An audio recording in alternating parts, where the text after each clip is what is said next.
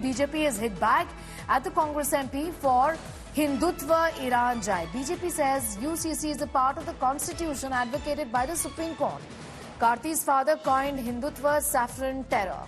Congress caught up in vote bank politics, says the Bharatiya Janata Party.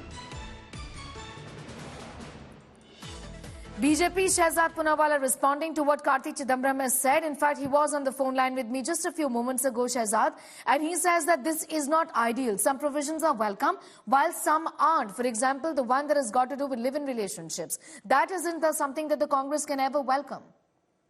Let me dismantle Karti Chidambaram in 45 seconds. He and his party had an opportunity to govern this country for last 60-65 years. Why didn't his party, when it was already mentioned in the Constitution under Article 44, implement the perfect UCC? In fact, a very imperfect UCC was implemented in Goa. Was it Hindutva Iran? Or why did Mr. Chidambaram not go and make the changes that were required there?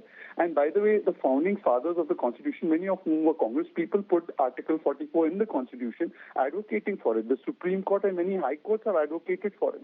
At least today, the Uttarakhand government has taken a step forward in this direction, which was an ideal of our foundational fathers of the Constitution.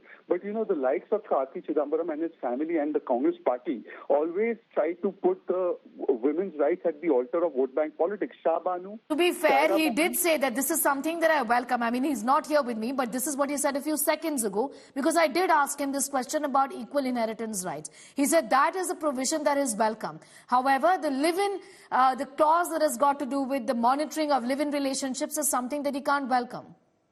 Sneha, if he welcomed it, then what is this jibe about Hindutva Iran? Then how can he say both things? You see the contradictory statements they make. They will tweet one thing for their vote bank, and then they will come and behave in another way on India Today in particular. Please ask Sneha, ask him that why did your family and your party oppose Shah Banu judgment? Why did you oppose triple talaq judgment in Shaira Banu? And why do you keep opposing everything that's meant for women's empowerment at the altar of vote bank politics? And finally, what is this Hindutva Iran? Hindutva terror, saffron terror. Can they say it about any other religion? Do they say Islamic jihad? They don't say Islamic jihad. They say Hindutva Iran. Why?